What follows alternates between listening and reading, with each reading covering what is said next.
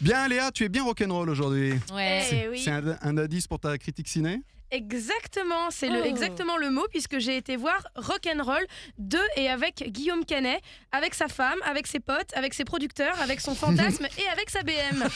Et oui, vous avez bien compris, il s'agit d'une autobiographie détournée de notre étoile du cinéma français.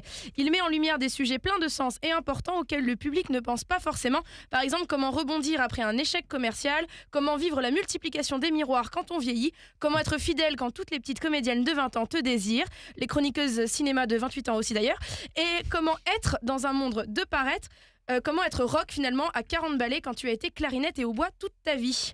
Alors tout le monde fait sa crise de la quarantaine, mais alors Canet, lui, il personnifie le mot paroxysme et il l'a carrément romancé, fait produire, filmer, monter, et en plus il faudrait qu'on paye 12 balles pour l'avoir.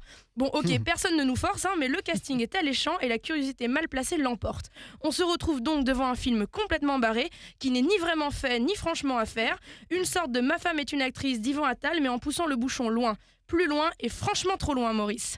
Le personnage principal, qui s'appelle évidemment Guillaume Canet, se détraque progressivement et multiplie les réactions qui nous foutent mal à l'aise.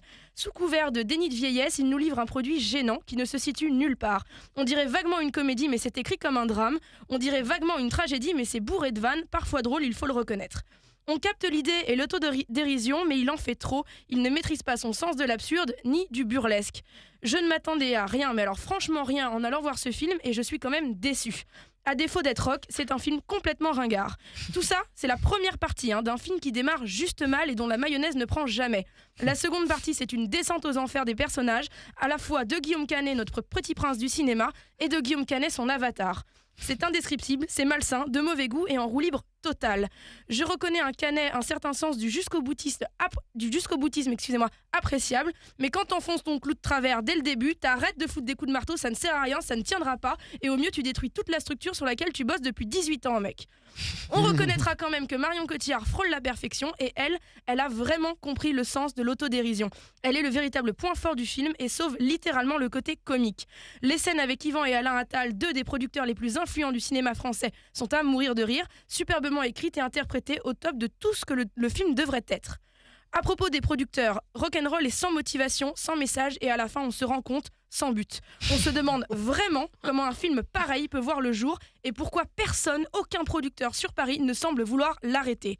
Guillaume Canet a sombré après Blue Tides et il ne semble pas avoir le matos pour remonter à la surface. Il nous livre un bordel intime, probablement cathartique mais franchement gênant. Espérons que les recettes du film lui permettront de se payer une bonne thérapie parce que c'est tout ce dont il a besoin. À moins que ce caprice n'en soit pas vraiment un et que cette satire soit uniquement mise en place afin de faire le buzz. Une sorte de rock'n'troll finalement. C'est bon.